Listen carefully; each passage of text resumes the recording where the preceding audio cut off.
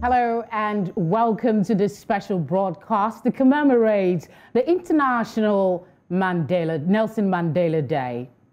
The world since 2009 have commemorated Nelson Mandela International Day, Mandela Day for short, on the day of his birth, July 18. It is a day dedicated to bringing communities to work towards protecting the most vulnerable.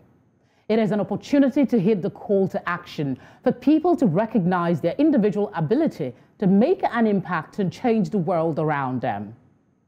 To drive home the recognition of this legacy, the month of July is also unofficially acknowledged as Mandela Month in South Africa. It honors his memory by encouraging citizens to devote 67 minutes to community service. The 67 minutes signified the 67 years Mandela spent fighting for justice, equality, and human rights for South Africans. Now, in the next 1 hour on this Mandela Day special broadcast, we'll be looking at how much of his values still exist in the continent and what we must do to promote the noble goals he fought for all his life. As we take our mark for the 67 minutes, I'm joined by two notable figures. We have for now Nkubisi Dlachana. He is a professor of politics and international relations at the University of Johannesburg. All right, I believe we also have our second guest. He is Sela Hachang. He is the CEO of the Nelson Mandela Foundation. Gentlemen, welcome and thank you for joining us. Thank you very much. All right. The essence of Mandela Day basically is take action, inspire change, has become more important in South Africa today and Africa in general, more than ever before. Mr. Hatang, how can countries and people in Africa show true appreciation for Madiba on this day? Thanks again for this opportunity. I think for us, we believe that the best way to honor Madiba is to live by his values. And the best way to do so is to ensure that one is service-oriented, that one is constitutional. By constitutional, I mean, which includes things like the rule of law, observing the rule of law, but just trying to be humane to ensure the recognition of other people's humanity. But beyond everything else, that if you are serving in whatever capacity, you must always try to serve others, that you give the best that you can. Madiba gave 67 years of his life doing that. And it would be one thing for us to then just be observing Madiba's legacy by talking the language without realizing that. Okay, I think we have a bit of an issue with the network where he's talking from, but if you can hear me, can you hear us? Yes, I can hear you. Okay, go ahead, conclude your thoughts, please. Yeah, sorry, so apologies. I'm on the field at the moment, so we are implementing Mandela Day, so that's why there will be network issues and stuff like that. So I guess we'll have to manage. Come again? No, I just said we'll have to manage then. Go ahead. Yes, please. Yes, please. So I think it's important that we live by those values, that Madiba would be more of a listener, one who tries to then give time to those that he believes he should be honoring. And I think each one of us should try and do that. The thing of overstaying in office was another one. That Madiba, he actually didn't want to even be president in South Africa. The law of the office, that you are lured into the office, and once in there you refuse to then leave, was something that he didn't have. The changing of terms, changing of constitutions just to benefit self.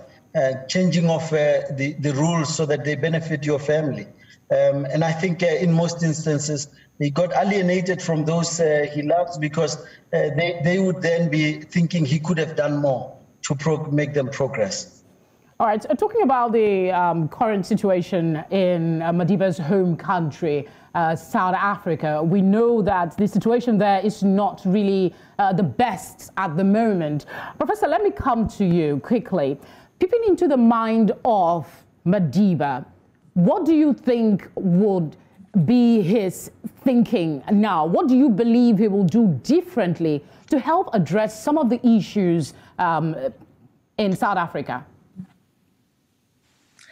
I think he would have spoken a lot more about ethical leadership, because his entire leadership was about exemplary, not just saying things, not just preaching about certain values, but living out those values. As Silo was saying, not using office for personal benefit, showing people that you are dedicated to the cause, you are dedicated to serving them. And when you do that, when you live by what you say, when you exemplify these values, you gain a lot of credibility.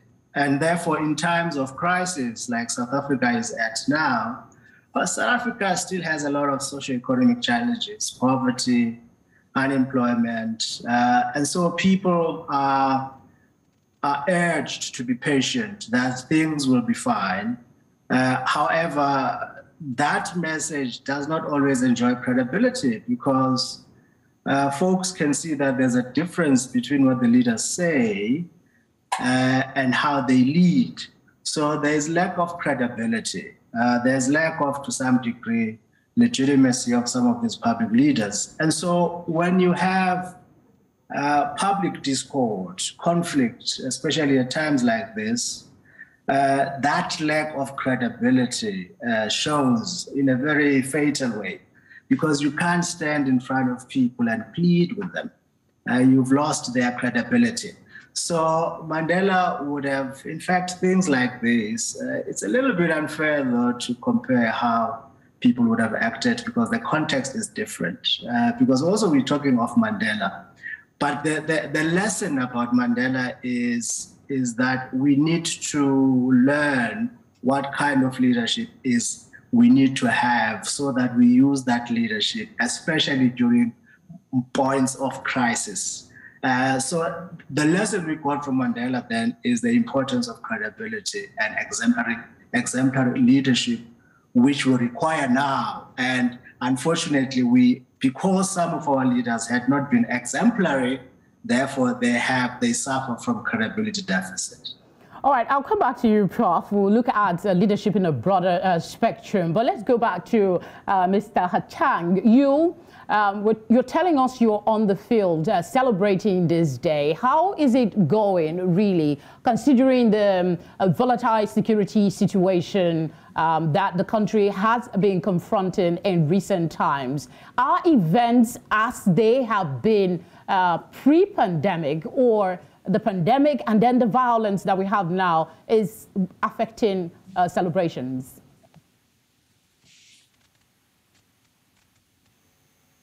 And I think we did three things since this morning. Maybe I should take a step back. That what has transpired in South Africa over the last few days, the situation has calmed down a lot, and it means that we could do some work in Soweto, for example. But I'm aware that there are other parts of the country where it's still a little volatile, and there's still tensions, including racial tensions that are there, and something that we must reckon with as a country, that we haven't managed to break the back of racism in our country. So there are places where black people, for example, are not allowed to get in malls by virtue of being black, and one being seen and tagged as one who could have been the looter, and therefore or related to the looters. Therefore, you might be bringing more looting into the place. So that's the kind of reality that we have to also reckon with in our country. In terms of the work that we had to do today, I'm now at a place where we're going to be planting trees. We're planting 67 trees in honor of Madiba and the environment. Because one of the things that we need to do is to ensure that we fight the effects of climate change, and how much better to do so than to plant trees and try reverse what the damage that we've caused to the environment. Then and Mother Earth situation. Then we also did some cleaning, but that cleaning was related to the unrest because in some areas people left. Okay, Mr. Hachang, can you hear us still? He did tell us he's in a place where the internet is a bit unstable. Let's come to you, Prof. We'll still circle back to South Africa. But looking at leadership from a broader perspective, Nelson Mandela, a lot of persons believe, is an epitome of quality leadership. Why is it that Africa is still plagued with the challenge of leadership in the 21st century? What are we not getting right? Well, there are a lot of challenges that the continent currently faces. And in dealing with these challenges, I think one of the things we must bear in mind is that social transformation, social change depends on the collective, the whole society. Leaders at times respond to public pressure, to public urging. On their own, they cannot change these things. In some parts of the continent, what we have seen, for instance, is that you have people who are elected into office, trusted to do good things, to lead with integrity. But after a while, they then change and start serving their own personal interests. And in that instance, obviously, you need to have civil society and the rest of the world reacting, protesting, registering their discontentment at abuse of power. At times, leaders get away with the things that they get away with because we allow them to do that. And so for me, one of the greatest failures, it may well be obviously that in some societies, civil society is not well organized. There is oppressive security situation, and therefore people are fearful of their lives. So in those situations where you cannot get an internal spark towards change, you need to mobilize the rest of society to impose sanctions, to pressurize leaders to change. So for me, that has been one of the challenges. Failure of internal protests, which at times can be ascribed to fear due to police brutality, but at times to the indifference of the world, when other people are faced with lots of pain.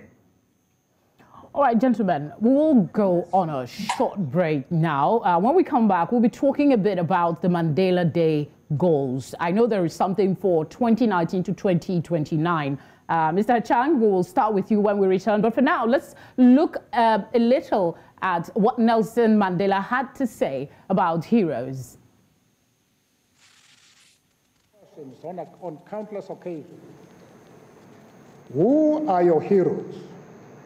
And I have said, my heroes are those men and women who have emerged in various parts of the world, who regarded the entire world as the theater of their operations,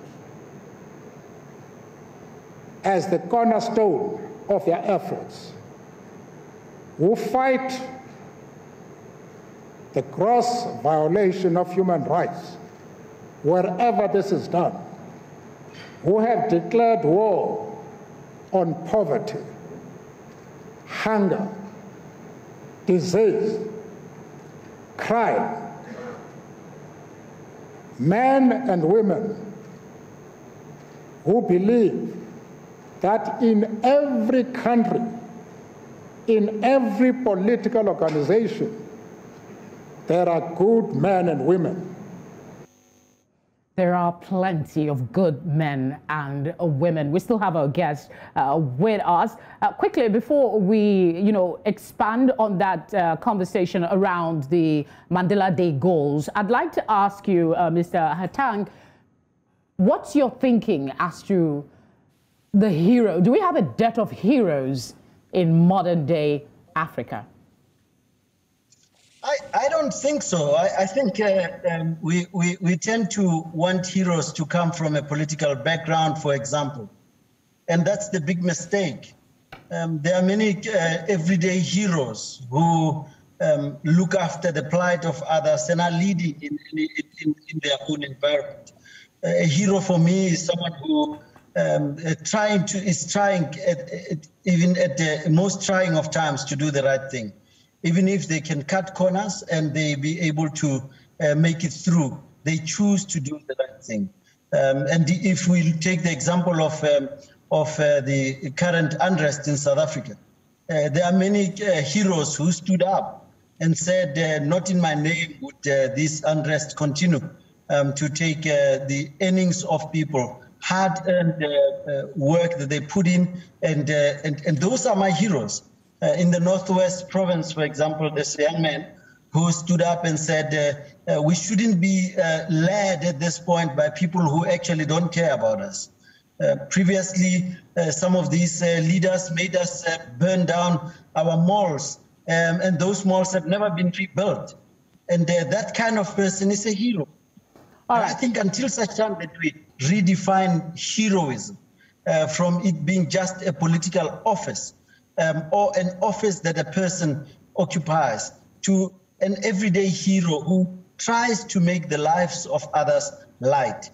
All right, let's bring in the professor, get his perspective here quickly, and then we'll come back to you. Professor, what's your thinking on this? Are we overreaching when we talk about heroes? Well, we are. We shouldn't get into this thinking that there is an exceptionally small pool of heroes. And we should not all the time look for leadership in politics. We should broaden our gaze into churches, into NGOs, into the academy, intellectuals providing leadership.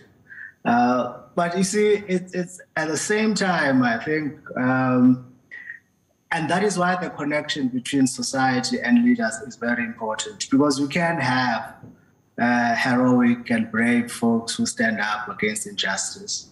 But it's hard to stand alone and say things that are not in vogue, because you are ridiculed, you may even be ostracized. And so at times, when you do that, you should not be looking for a crowd behind you cheering on. You must stand up because you are convinced of the virtues of what you are talking about. But at the same time, for leaders to maintain that leadership, you need society to get on board. And in South Africa, we've had a lot of these people, as Silo was saying, people who've stood up in various spheres of society. And so society always produces leaders. Because leaders come out of humanity, it doesn't mean that because one leader dies, therefore the DNA of humanity becomes defective. I agree with you on that one completely. Okay, because we're time constrained, I'd like us to look at other areas, and that has to, I did mention before I went on that break about the Mandela Day Goals 2019 to 2029. Among those are quality education for all, reducing hunger through nutritious meals, safe shelter, sanitation, active citizenship towards eradicating poverty and inequality. Of all of these, I mean, and looking at, where we are at right now, what areas would you say we've made some progress that we should celebrate? Mr. Hatang. I think we're still a long way away from being able to say we can now celebrate. If you look at what's happening in South Africa and in many parts of the continent, a lot of people are still struggling with just the basics, particularly in the areas that you referred to. If you look at sanitation, there are many countries where still you have people who do not have proper sanitation. I went to a school in Limpopo, in the northern part of South Africa. And at the time we were building libraries. We offered this school a library. The principal just sent me a very polite letter saying, unfortunately, we can't accept this. And when I went over, he then pointed out that kids who were coming out of the field having relieved themselves. And he said, that's what worries me. I'd like to rather have proper sanitation for these skills. All right, let me come to you, Prof. In an impassioned speech in 2005, Nelson Mandela said, and I quote, "Poverty is not natural, it is man-made." And I'm now going to paraphrase, and can be overcome by our actions. He also said, while it persists, there is no true freedom. In Africa today, poverty glares stronger than ever before. And we all know it has been exacerbated by the COVID-19 pandemic as we have it today. Are there actions in our continent that inspire hope that, I mean, we are getting at least one of these goals? I highlighted a few earlier, that we're getting at least one of these goals right. Our continent, obviously, as you know, has had a very troubled history. With the onset of decolonization, new leaders coming in, there were a lot of things that needed addressing in terms of social, economic development, massive backlogs. And at times you had tensions around ethnicity, around religion. And so it took a little bit of time for leadership to cohere and to have a clear vision around which these post-colonial leaders could mobilize society.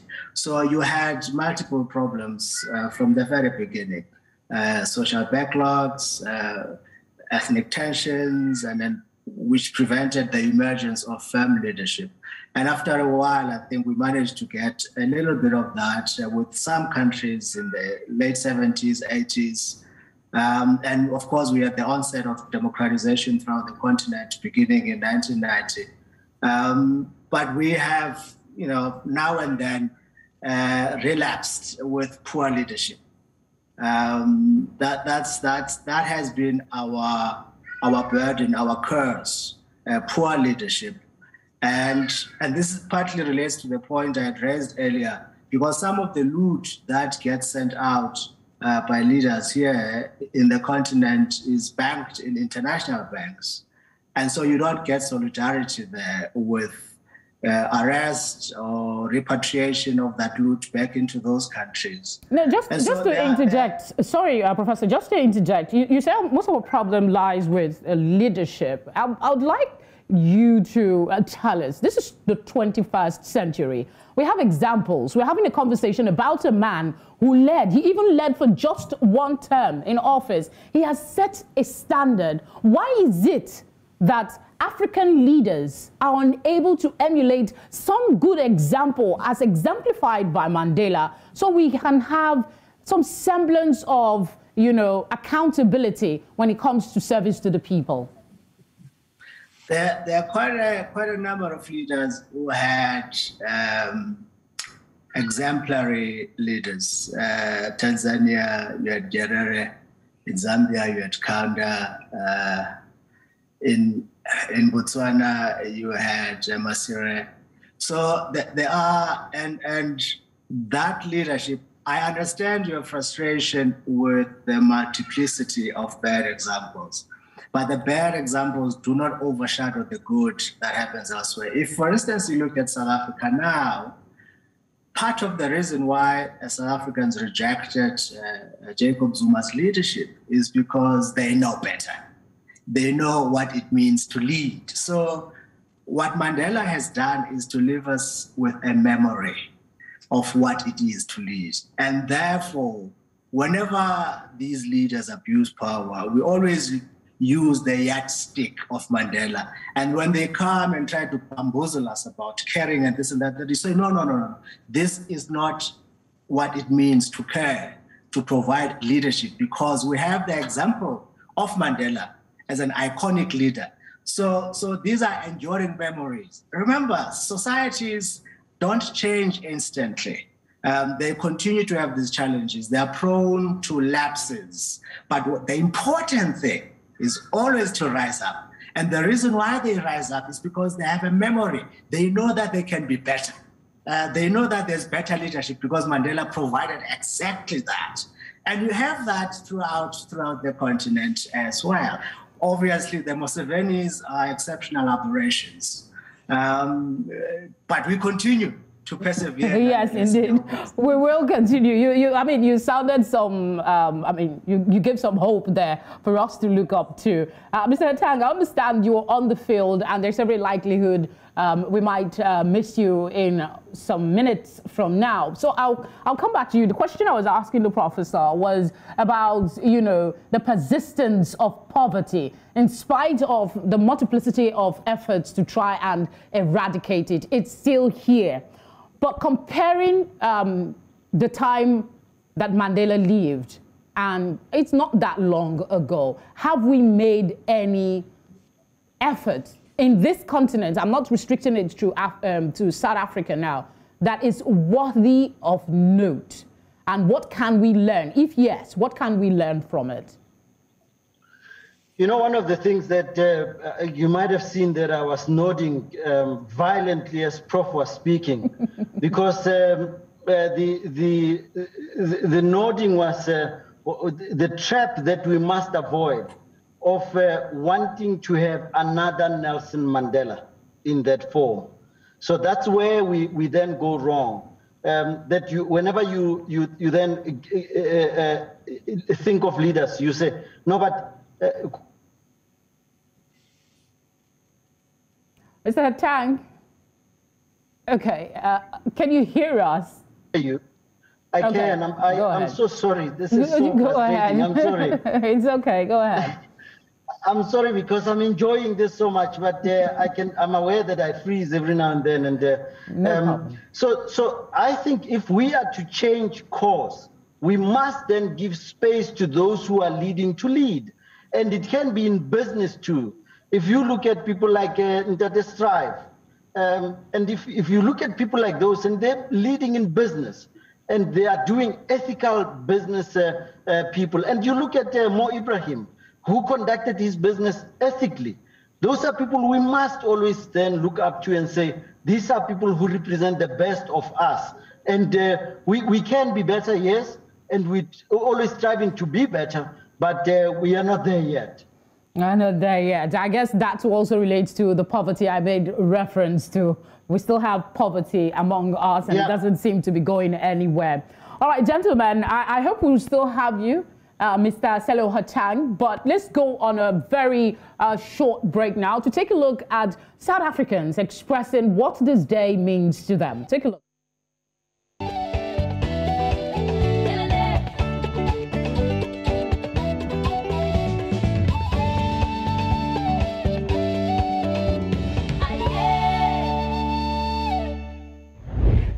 Mandela Day to me is freedom. Mandela is an icon of freedom in South Africa and around the world.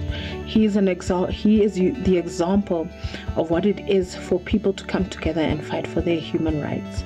Right now in South Africa, there is a lot of looting, there are a lot of riots happening, and this has got me questioning my human rights. Mandela's legacy for me, and the legacy of his cabinet and the leadership in his time, is significant for me in terms of the democracy we live in today. So a powerful democracy with a constitutional court and a constitution that is not only highly respected but is incredibly powerful. Mandela represented hope. He represented and epitomized a true leader that is compassionate, that shows kindness, and shows that despite our adversities and our differences, that we can come together as a country and unite against no matter what we face. as an athlete and as a sports player, as a hockey player. He showed us that through sport we can unite and come together, and we can change the world through sport. And I think that's a powerful message because it builds on hope and faith and all the good qualities that make us good people. And I think that's a very important thing to carry with us. Mandela's legacy for me is a legacy of peacefulness, forgiveness, it's thoughtfulness, it's showing compassion to your fellow citizens, it's having understanding and what we call ubuntu. That is what his legacy means to me. Mandela is a father to us. Mandela was an icon. Mandela meant a lot of things to us. He taught us how to forgive and to move on in life, and how to love each other and to work and to prosper.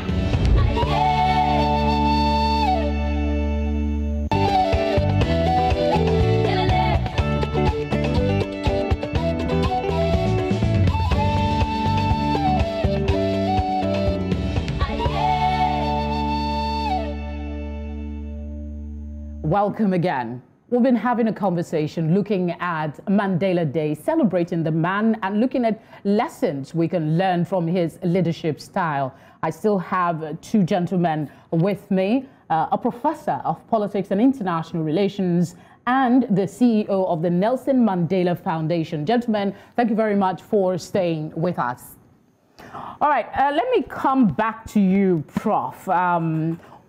One of the new Mandela strategy is to encourage collaborative partnership to support initiatives in the goal areas that I earlier mentioned of poverty eradication, safety, end to violence and all of that.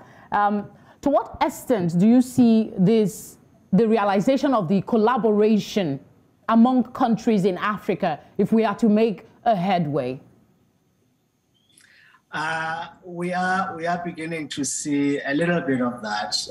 For instance, one of the early signs of success in that regard was the whole notion of peace, post-conflict peace, promoting reconciliation, and accepting that you may have fought bitterly, but at the end of the day, you all share the same country. However angry you might be, the point is you still have children and grandchildren who must continue to inhabit the same space.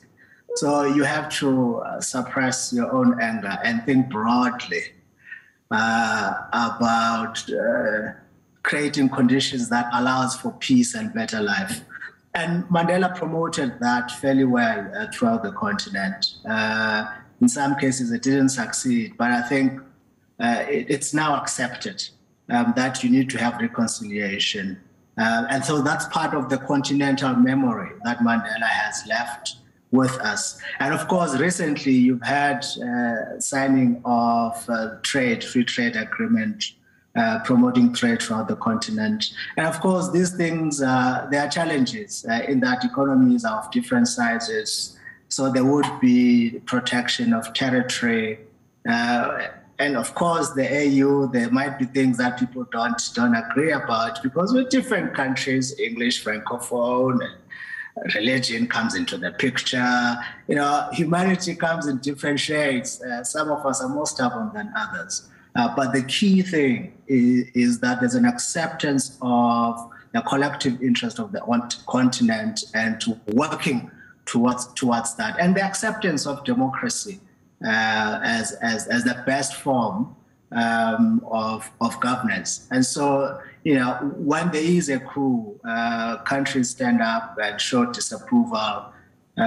So there's some collective image and vision of where we want to go to.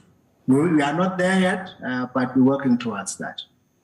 All right, Professor, you're always, giving us that element of have belief, have hope, have faith, and we will go somewhere. I hope that's the message we get off this conversation as well today. Mr. Hatang, I want to come back to you and talk about one of Mandela's key passions, and that's promoting equality, human rights, and promoting the dignity of life specifically. Where are we as a continent in the human rights conversation? Are we getting somewhere, or we're still dabbling, we're not there yet? I don't think we're there yet, and it's important to always carry hope. I always say that carrying hope for what's coming is not the same as working hard towards that goal. So we must still work hard to make the continent more democratic. But I also want to add to what Prof said earlier on, that democracy alone is not enough. That we must make sure that democracy lives up to the aspirations of its people. So to do so, it means that you must have servant leaders who come into the office with a view of making sure that they bring about change to the littlest person in their country. And that we have not yet reached. And for democracy to... We just have to be patient until he gets back. People must see. Go ahead. So people must see the socio-economic benefit that comes with democracy. And I think we should then be thinking about the democracy that benefits the little person just as much as it benefits the elite. At the moment, our democracy is more leaned towards benefiting the elite.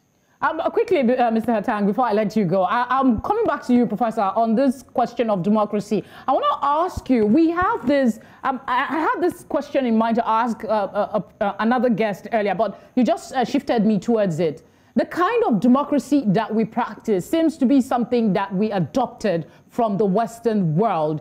Is it maybe time for us to look at a slightly different definition that works for our unique setting here in Africa?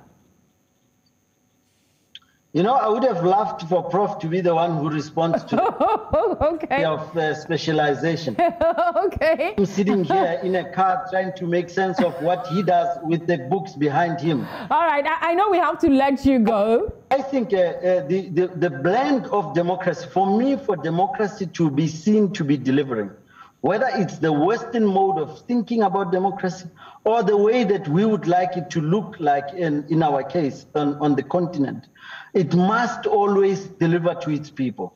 For as long as it doesn't, it will be treated with suspicion. And that's what I always worry about. It doesn't matter what kind of democracy you bring in. If it means that one stays in an office forever, yet they deliver to their people, people will then say, but he was a better Democrat than the one who came into office, such as President Museveni, who comes into office, yet their people lives don't change. Only those of the elite continue to change. All right, Mr. Hatang, I guess we'll have to, we know you've given us so much of your time already and you have activities to get to. We thank you very much for honoring us with your time. Thank you very much, and good to see Prof after such a long time. I haven't spoken to you in a while. I'm sure he's happy to see you too. Thanks. Okay, take care. Prof, let's stay with you on the same question. Felicity, before the next question, can I dwell a little bit on this thing called hope? Okay. It's part of the reason why people get to be hopeful, despite their trying circumstances, is because they truly believe that they matter, that their humanity is the same as everybody else. So they hope that they will be treated better, that they will be affirmed. And so they continue to strive. And this striving, this hopefulness, is an affirmation of their humanity, that they deserve to be treated decently. And there was a time in this country when it looked so bleak, and the apartheid government was at its highest peak in terms of brutality and might and everything else. But people went to prison, went to exile, they were killed, but they continue to believe that they shall overcome because they are not inferior to white folks. So hope then emerged out of their deep conviction in their humanity. And because they continue to hope, they then overcame apartheid, and this is a global phenomenon. So hope, Felicity, I'm afraid, is very important to keep life alive. Otherwise, you would become nihilistic. You would become fatalistic. You resign yourself to your We get you, Prof. We get the point you're trying to make. So let's talk, if you can spend about, say, 30 seconds on that before we go to other, because we still have quite a huge, can you hear me? Can you hear me? Yeah, I lost you earlier. Yes. I can hear you now. I'm trying to get us back to the conversation. Mr. Hatang, threw the ball back to you to talk about, the kind of democracy that we practice in Africa. It seems there is just one definition of democracy, but is it possible, like I put to Mr. Hatang, to tweak it a bit to embrace the unique circumstances we have in Africa?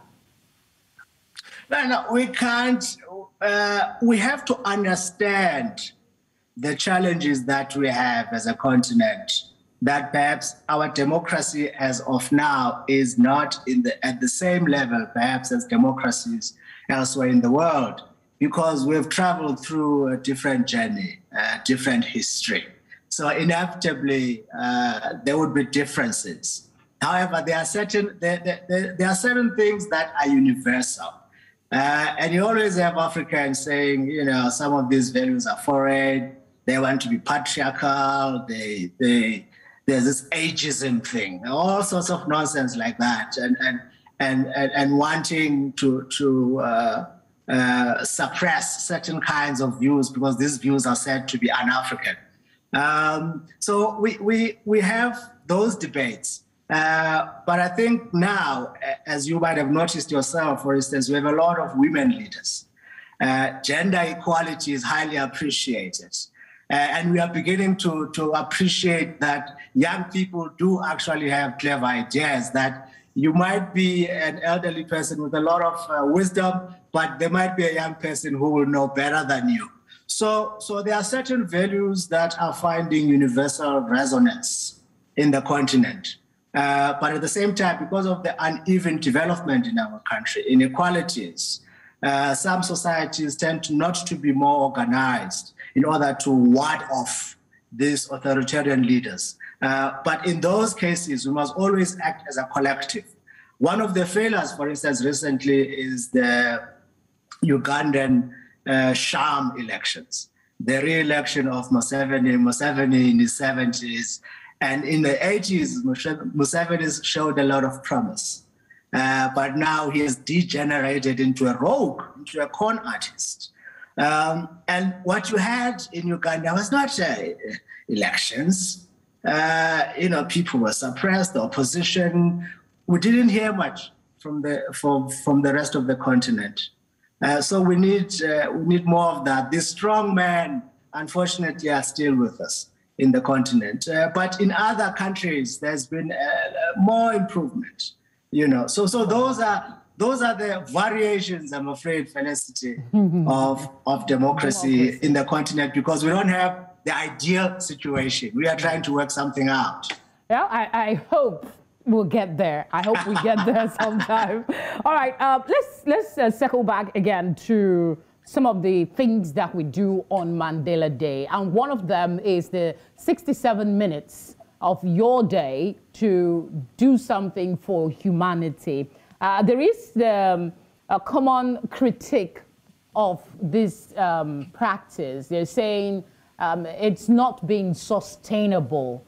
Because the idea was to do it on a regular of your day, every day, to do something for humanity.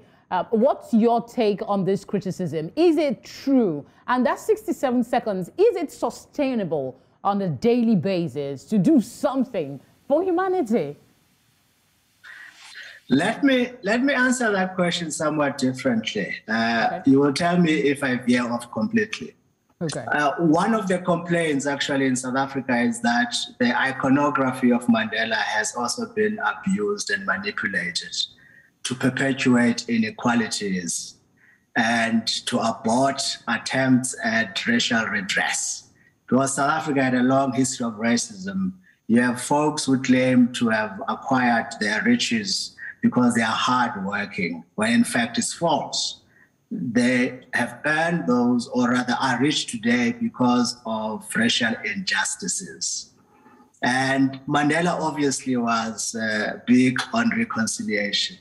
There's no need for us to tear ourselves apart, but it did speak about redress. It did speak about social transformation, the inequality, the danger of living alongside inequalities, because at some point they implode.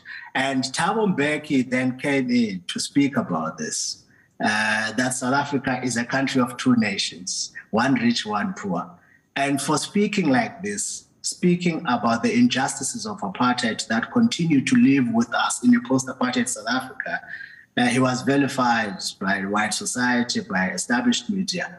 And so in celebrating Mandela's legacy, we should be aware that we are not using it to legitimize perpetuating inequalities. Yes, we need to reconcile. We need to achieve social cohesion, but part of that social cohesion also has to do with material needs.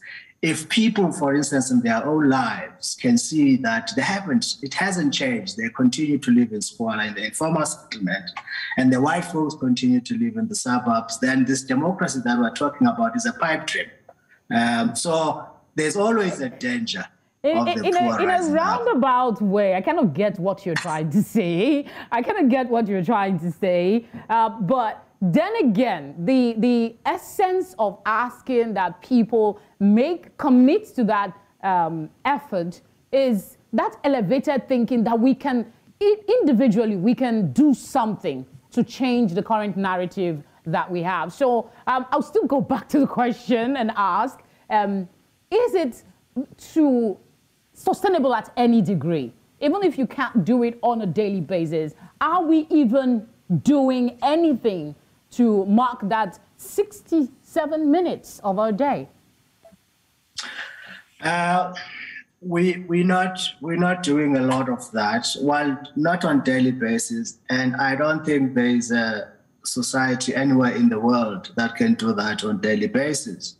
But what we need to do as societies is to ensure that there are public platforms for interaction. There is societal communication about common problems, and that we are able, as and when there are problems that rise, we react to those collectively. Life takes its course.